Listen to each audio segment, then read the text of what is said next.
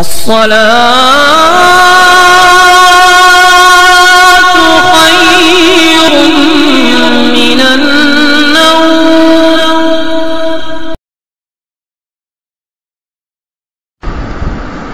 اب ہم تو اس کے پابند ہیں کہ جو سوال کیا جائے، ہم تو اس کی خواہش ہے کہ مسائل پوچھے جائیں. جواب تو سب دیں گے آپ کو، لیکن مسائل پوچھیں تاکہ جس کی لوگوں کو زیادہ ضرورت. مسئلہ یہ ہے کہ حاجیوں آؤ شہنشاہ کا روضہ دیکھو. اچھا کعبہ تو دیکھ چکے، اب کعبے کا کعبہ دیکھو. لوگوں کو اس میں یہ پریشانی، کیا حضور علیہ السلام کی ذات کعبے کا بھی کعبہ ہے؟ کیا حضور علیہ السلام کا مزار پرانوار جو ہے وہ کیا کعبے کا بھی کعبہ ہے؟ اب قرآن کی آیت سن لیجئے. ارشاد باری تعالیٰ ہوا، یہ آیت مکی ہے جب حضور مکہ مکرمہ لا اقسم بہذا البلد، نہیں مجھے قسم اس شہر کی، انت حل بہذا البلد، میرے محبوب یہ قسم اس لیے اس شہر کی ہے کہ تو اس شہر میں رہتا ہے. اللہ تعالیٰ نے یہ کیوں نہیں فرمایا؟ کعبے کی عظمت ہم سب جانتے ہیں، الحمدللہ ہمارا ایمان ہے کہ کعبے پر روزانہ ایک دن میں 120 رحمتیں نازل ہوتی.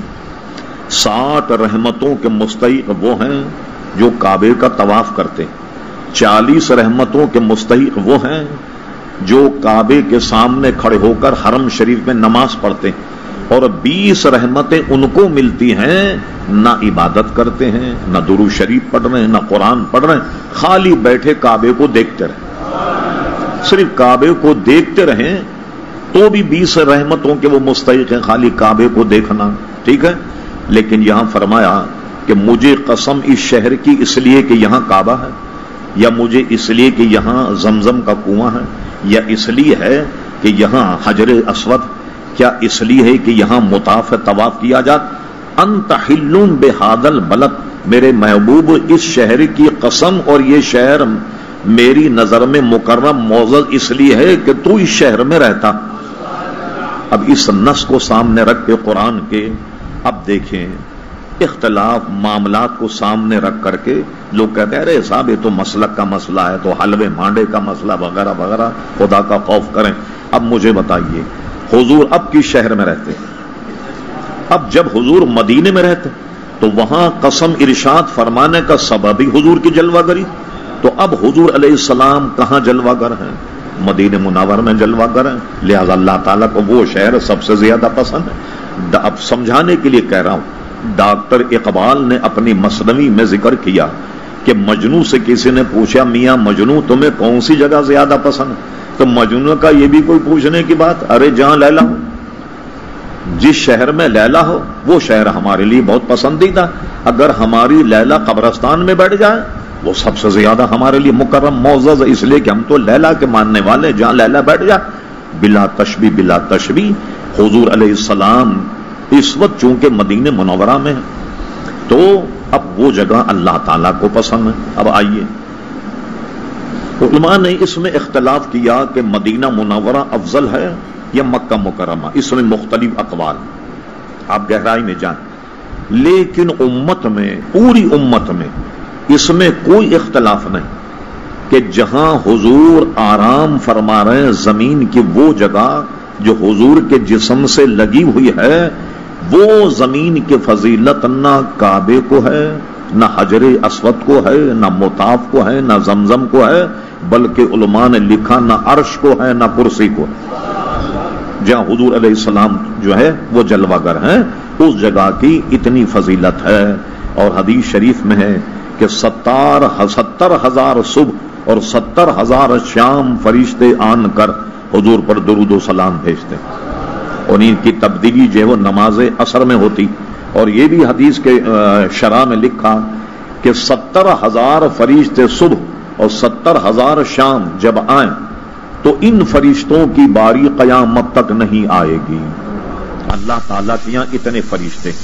اعلیٰ حضرت فاضل بریلوی کا ایک رسالہ ہے تخلیق ملائکہ، فرشتوں کی کثرت کیا ہے؟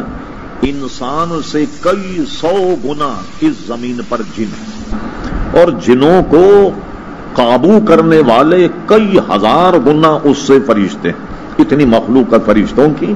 اور فاضل بریلوی نے اپنے فتوے میں لکھا کہ جبریل علیہ السلام جن کے 600 پر، جس کا ذکر مولانا نوروم نے مثنوی میں کیا، اور ایک پر اتنا بڑا ہے کہ پوری زمین بھی اس کو رکھنے کے لیے کافی نہیں، اتنا بڑا پر. یہ روزانہ آب کوثر میں، یعنی اس میں حوض کوثر میں ہوتا لگا، اور ہوتا لگانے کے بعد نکلنے کے بعد جب اپنے پروں کو جھاڑتے ہیں تو ایک ایک قطرے سے ایک ایک فرشتہ معرض وجود میں آتا ہے. تو اب 70,000 جو صبح آئے، 70,000 شام، ان کی قیامت تک باری نہیں آتی. اور اعلی حضرت امام اہل سنت رحمت اللہ علیہ نے کتنی پیاری بات کہی. فرماتے ایک شعر میں کہ معصوموں کو تو ہے عمر بھر میں ایک بار جو معصوم ہے فرشتے، ان کا حال تو یہ کہ پوری عمر میں انہیں ایک حاضری نصیب ہوتی ہے مدینہ شریف.